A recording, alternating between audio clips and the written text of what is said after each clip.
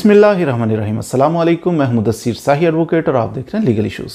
आज जो legal issue discuss करेंगे बड़ा कॉमन सा इशू है कि प्रॉपर्टी ख़रीदनी है, हमने कोई प्लॉट ले रहे हैं हम जनाब, तो इस सूरत हाल में हमें रजिस्ट्री करवानी है, उसको अपने नाम पे लगवाना है, लिख पढ़ के बात करना बड़ी अच्छी बात है जी।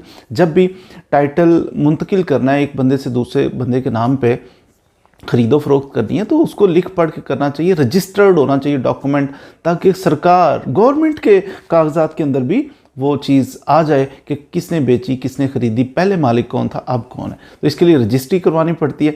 रजिस्ट्री का 2024 के अंदर लेटेस्ट, पहले भी हमारी रजिस्ट्री के ऊपर बड़ी डिटेल एक वीडियो है, लेकिन वक्त के साथ साथ टैक्सेस की वो बढ़ जाती है, कोई टैक्स छूट हो जाती है किसी टैक्स में, कोई टैक्स थोड़ा सा बढ़ा दिया जाता है, तो ये चेंजेस आती रहती हैं। 2024 के अंदर मैं आपको अर्ज़ कर देता हूँ लेटेस्ट अपडेट्स कि आप आज अगर जाते हैं 2024 के अंदर कोई प्रॉपर्टी परचेज़ करते हैं या आप सेल कर रहे हैं, कौन कौन से टैक्स किसको पे करने हैं, कितने पे करने हैं। सबसे पहले अगर आपने प्रॉपर्टी बाय करनी है 2 मरले, 4 मरले, 10 मरले, जितनी भी, तो उसका पर मरला का थोड़ा सा ज़हन में रखना है कि टैक्स कैलकुलेट करते हुए 2 तरीके होंगे। एक ये होगा, मिसाल के तौर पर मैंने 5 मरले या 10 मरले प्रॉपर्टी परचेज़ की है, 10 मरले प्रॉपर्टी मैं जनाब प्लॉट ले लिया, 10 मरले प्लॉट लिया, इसके ऊपर 1 करोड़ रुपए का मैंने लिया है, 10 लाख का मरला।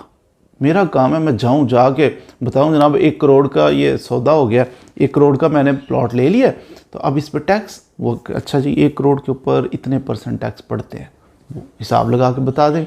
दूसरा तरीका ये है कि एक होता है डीसी रेट। डीसी रेट से मुराद ये है कि सरकार ने कहा कि जब भी आप रजिस्ट्री करवाओगे ना, तो रजिस्ट्री के ऊपर कुछ टैक्स लगेंगे, जो भी आपका सौदा हो जितने, उस पे इतने % आपने टैक्स सरकार को देना है। लोग क्या कहते हैं, उनका दिल ही नहीं करता टैक्स देने को। वो कहते हैं अच्छा जी 1 करोड़ की प्रॉपर्टी, वो कहते हैं हमने तो जनाब 3 लाख में खरीदी है, 3 लाख में बेची है, ताकि टैक्स से बचा जा सके। फिर गवर्नमेंट कहती है कि ये तो चूना लगा रहे हैं। गवर्नमेंट ने फिर फिक्स कर दिया मुख्तलिफ इलाकों का जायज़ा लेके कि वहाँ प्रॉपर्टी का अप्रॉक्सीमेट अंदाज़न रेट क्या होगा, तो गवर्नमेंट ने एक रेट फिक्स किया कि कम अज़ कम इस रेट से नीचे नहीं भाई इधर प्रॉपर्टी बिकती, उसको कहते हैं डीसी रेट। गवर्नमेंट ने डीसी रेट फिक्स कर दिए। तो आप फिर 1 करोड़ की प्रॉपर्टी खरीदिए, 1 करोड़ पे आपने टैक्स नहीं देना, बल्कि आपने डीसी रेट के ऊपर, ये मैं मशवरा नहीं दे रहा कि आप, आसान तरीका, बेहतर तरीका ये 1 करोड़ की प्रॉपर्टी लिए 1 करोड़ के ऊपर आप टैक्स दें, लेकिन जो ट्रेंड जो मुआशरे के अंदर चल रहा है वो ये है कि डीसी रेट मिनिमम, गवर्नमेंट कहती है कि मिनिमम इस रेट पे, मिसाल के तौर पे 10 लाख का मैंने मरला खरीदा, 1 करोड़ की 10 मरले खरीदी है, तो 1 करोड़ पे टैक्स देने की बजाय मैं देखता हूँ डीसी रेट क्या है। डीसी रेट उस इलाके का 1 लाख रुपया मरला सरकार ने फिक्स किया हुआ है, 1 लाख से कम नहीं भाई हम टैक्स लेंगे, 1 लाख पर मरला, इस हिसाब से कैलकुलेट करें। अब आपका फिर उस 10 लाख, 1 करोड़ की बजाय 10 लाख वैल्यू बन रही, 10 लाख पे जितने % भी टैक्स आपका बनता है आपको वो पे करना है, तो डीसी रेट पे टैक्स पे किया जाता है। सादे लोग जो हैं वो बेचारे बाज़ दफ़ा जाते हैं, उनको पता डीसी रेट, वो 1 करोड़, अच्छा जी 1 करोड़ का सौदा हुआ है, उस 1 करोड़ के हिसाब से उससे टैक्स लेते हैं। आगे जमा करवाना है तो हो सकता है कोई ब्रोकर या इस किस्म का आदमी, तो वो 1 करोड़ पे ले के 10% टैक्स, मिसाल के तौर पर 10 लाख रुपया ले लिया, उधर जाके 10 लाख पे 1 लाख देगा, 9 लाख जेब में डालेगा और फरार हो जाएगा। तो थोड़ा सा आपको आइडिया होना चाहिए। डीसी रेट की समझ लग गई होगी। अब टैक्स, कौन कौन सा टैक्स कितना कितना पे करना है, सबसे पहले बात करें हम, तो एक होती है स्टैंप ड्यूटी। स्टैंप ड्यूटी जो है ये टैक्स पे करना है। अगर आप शहर के अंदर हैं, प्रॉपर्टी अपने प्लॉट वगैरह शहर से लिया है, 1% आपको स्टैंप, मिसाल को 1 करोड़ का था तो 1% कितना हुआ, 1 लाख, 1 लाख रुपये आपको देनी है। ये टैक्स है, स्टैंप ड्यूटी इसको कहते हैं। अगर आप शहरी इलाके में तो आपने 1% स्टैंप ड्यूटी पे करनी है। अगर आप देहाती इलाके में, गांव देहात वगैरह में, तो फिर आपको 3% स्टैंप ड्यूटी पे करनी है। पहला टैक्स पे हो गया। दूसरा टीएमए की फीस होती है 1%, मिसाल तो 1 करोड़ का था तो 1% कितना हुआ, 1 लाख रुपया, तो ये टीएमए की फीस 1% आपको पे करनी होती है। फिर एक होता है 236 के एफबीआर का भी टैक्स इसको कहते हैं, फेडरल का टैक्स भी कहते हैं।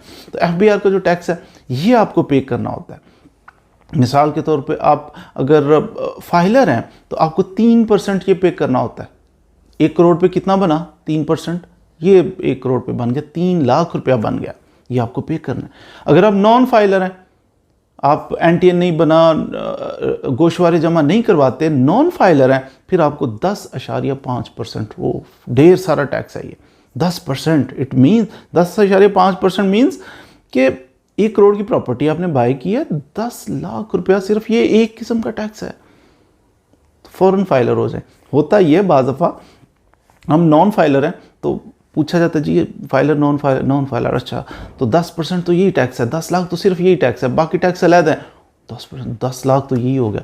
क्या करते हैं, आपसे पूरे पैसे लिए, आगे चुपके से जाके जो ब्रोकर, जो क्या कहूँ उसको, एजेंट कह दो, एजेंट साहब क्या करते हैं, चुपके से आपका ID कार्ड लेके आपको फाइलर बना दिया होता है। फाइलर बना के तो टैक्स रिड्यूस हो जाता है, 10% से 3% पे चला जाता है और आपको खबर भी नहीं होती कि मैं फाइलर बन चुका हूँ।